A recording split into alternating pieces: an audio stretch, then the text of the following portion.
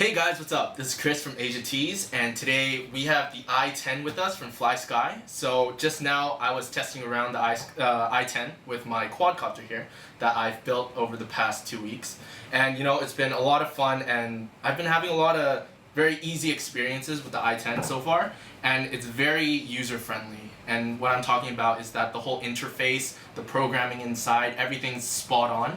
So if you're barely starting out or you want a really good transmitter that has a lot of functions, the i10 is definitely one that you should look at. So today we're going to unbox it, we're going to take a look at what's inside, what's included, and yeah, hopefully you guys will learn a bit from what's inside this box. So right now I'm just going to pull apart this box right here, and you'll see that everything's nicely packed, it's very secure. If you ship it to your location, nothing's going to break inside. So it comes with all of the telemetry sensors and the receivers in here, which I'll open sooner or later. It comes with an instruction manual inside a disc. It comes as a PDF, and there's 55 pages of instructions worth, and that's plenty of information for you to figure out how to use all of this. And finally, we have the actual transmitter unit. Now it looks really clean. Okay, the first thing that I noticed when I opened this is that it's very, very sleek. Look at how thin it is. It's ridiculous. It's completely different than a lot of the transmitters that I've used in the past, and it just feels right when you're holding it. So right now, I'll go over some of the receiver units that comes with it. So right here is the IA10, and this unit has 10 channels for you. Wow, it's kind of tight. Not opening. There you go. Alright, and it comes with the bind plug as well. So right here, this receiver has telemetry inside it, so once you plug everything in, on your transmitter you'll be able to see how much voltage is in your battery. But sometimes if you have like a flight controller or something that takes less voltage, then you won't be able to track it here. So that's why they have these telemetry sensors with it as well. So each of these are different. This unit comes with 2 RPM sensors, which tells you the speed of your vehicle. It comes with a temperature telemetry as well, which you can place on a motor, on a battery, and it'll be able to tell you how hot it is. And it also comes with the voltage sensor, which you can also plug. So above here you can see that there's 2 entrance ports. One is for in and one is for out. And then basically you just link all of these little units up, and you'll be able to tell. And once you have that all set up on your transmitter, you'll be able to see all of that on the main screen in the middle. So I'm just going to put these aside and talk a little bit more about the transmitter. It takes a 1700 milliampere hour Li-ion battery that comes included, and you can charge it through USB. You can also buy extras if you want, but I mean, right now we've played it for a good while. It's lasted a bit, so at the moment, if you're just starting off, I think 1 battery is enough, depending on how long your flight times are. It also comes with a bunch of plugs, a bunch of logic switches that you can set to whatever channels you want. Right now, we've been playing around with it, trying to figure out what's the best fit for how we're flying it.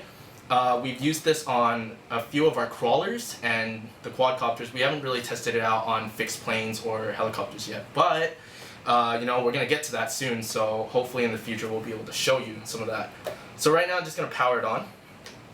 So you need to hold both of the power buttons, which is actually a really good feature because sometimes you might accidentally plug something in that you didn't want to, and you might accidentally turn it on, and by the time you reach the field, the battery's dead. So having that that safety is actually quite good, especially when you're flying. Sometimes you accidentally rub a button wrong, or if it turns off, then your quad or your car just goes crazy. I mean, that's never good. So you can see on this screen, very compact. It's really similar to a smartphone actually, which is really good because when I was trying to figure it out, it was really easy to navigate through all the menus, all the functions. Right here, right now, we have it set on a fixed wing plane, which is actually what you're going to be using for a quadcopter, which it's actually really easy to set up once you have it all figured out. Above here, if you can see that shows the sensors. So right now this shows how much battery is inside the transmitter. It's a good way to measure how much you're using, how much is left, but there's also a battery sensor up here, so honestly it's not that big a deal. But after you plug in all the telemetry in it, it'll all show up here. You can set it all, you can figure out what you want, when the low voltage alarm goes off, and it'll beep once you set it to whatever limit you want. So it's very simple, very basic, just to set everything up. Right now I'm going to click into the menu that you can find at the bottom. Yeah, my fingers are kind of weird. So then you can see that there's 3 slides that you can, swap around, and you can find all of the functions here. You can set your model memory, you can pick, different receivers. This one can save up to 20 different models, so this is a really terrific option if you have a bunch of planes, a bunch of, vehicles that you just want one transmitter for all of them. This will work. You can take SD card memory cards into it, and that'll save a lot more information as well. When we were setting this up, we were playing around with all the options, all the expo, the sub trims, and everything's really smooth when you're setting it up on the screen. I mean, you have the trims here as well, but if you wanted to do it here, I mean, for exponential, we set it up for a quad as well. And, you can change it for your aileron, your rudder, your throttle, everything. These units come as a mode 2 transmitter, which means that the throttle is on the left side over here. And then this will control your pitch and roll. And I mean, you can change it if you're more comfortable with the mode 1, 3, or 4. You just have to pull out the back and just swap the sticks around, and then just make sure you set it on the transmitter and you'll be good to go. And yeah, I mean, there are so many functions on this unit that I can possibly go over it all right now. But I mean, we're definitely going to talk about it on our blog. If you just click below, then you can find more information there. And I mean, we're going to be exploring this a lot. So definitely keep checking back, and we're going to have a lot more information about it.